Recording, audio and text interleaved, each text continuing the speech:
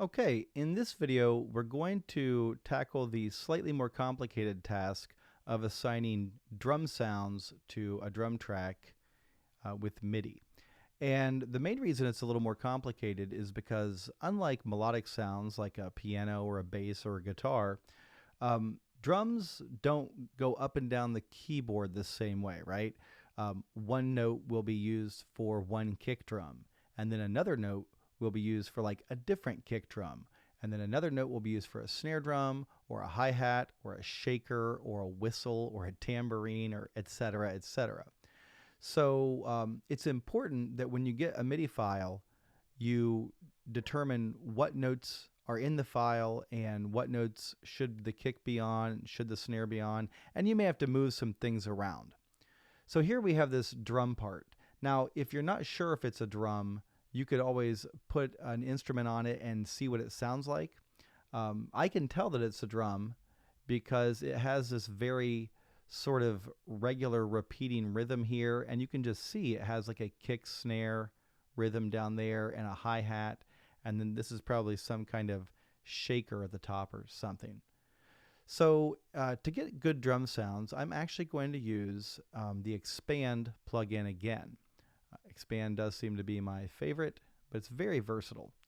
So I'm going to go to the preset menu and go to drums, and there are a variety of drum kits, and then there's some other things down here, but I'm going to go to the session drums kit. And it has 4 slots. The first slot is kicks selector. The second slot is snares selector. Third, hat, toms, and cymbals selector. And slot D is natural percussion.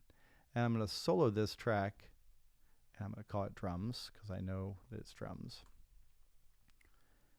And I'm just going to play it and see how it sounds just with the sounds that are preloaded.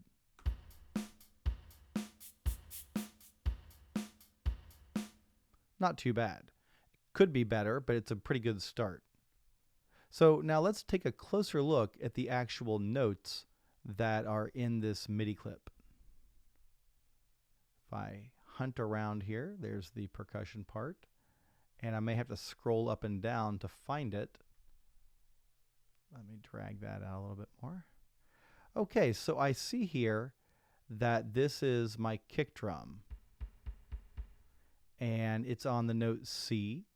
If you don't know what notes are on the keyboard, you know, that's kind of like a separate class, and keyboard skills are always great to have.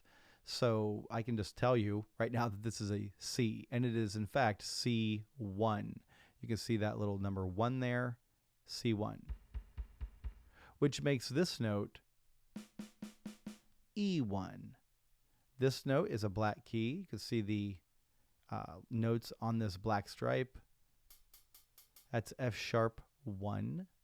And there's some more at the top that we're not going to worry about right now. We have kick, snare, and hi-hat, C, E, and F sharp 1. All right, now that we know that, we can go back to the plugin and be a little more educated here. If I go to the smart knobs for slot A, you see that we have B0 select and B0 tune, C1 select, and C1 tune. Well, we just figured out that that kick drum note is on C1. So as I turn this dial, it's going to select different kick drums. Let's take a listen. Here, I'm going to turn the other parts off. We'll focus in on just the kick.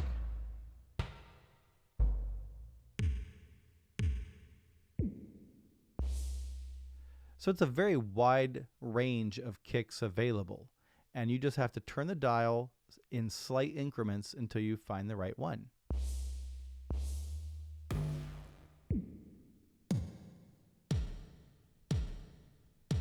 Let's try that one.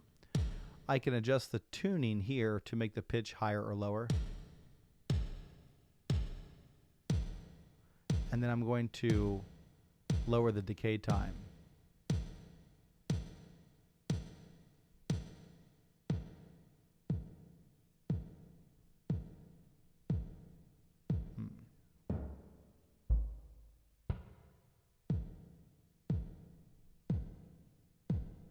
We'll go with that one for now. Same thing with the snares selector. We saw that the snare drum was on the note E1, so I'll turn that on, turn the kick off, go to my slot B smart knobs, and look, there's an E1 select and an E1 tune.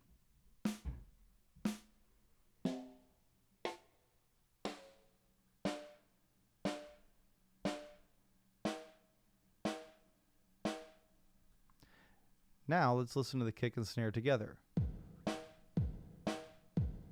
They don't blend very well, so I'm going to keep adjusting. And that's what you need to do. You need to find out what notes are in your MIDI clip, and you need to find out what notes are in the drum kit you've selected. And if you have to, you may need to adjust them. For instance, if I wanted all of the kick drum notes to be on B instead of C, easy enough.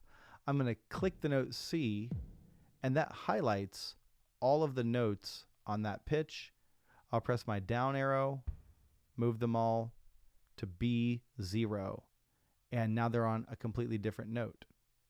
If I wanted my snares to use the D key instead of the E key, I can just click that note to select all of them, go down to, now it's a totally different sound. So when working with drums, it's important to keep in mind that you may need to change notes if the notes don't line up with your plugin. If you're using a plugin like Expand, which I do recommend, and you have the ability to use the kick selector or the snare selector, don't forget to go into the smart knobs where you can select those instruments and sculpt the sound. And then you have to decide if you want to try to copy the original sound of the drums or if you want something totally different. And if you're trying to copy the original, I highly recommend having the original on hand to kind of listen to. Here's the video of Billie Jean, and you can hear the drum parts in it. So I would go through it. I would make my kick drum drier and thuddier and make sure that shaker is nice and loud and things like that.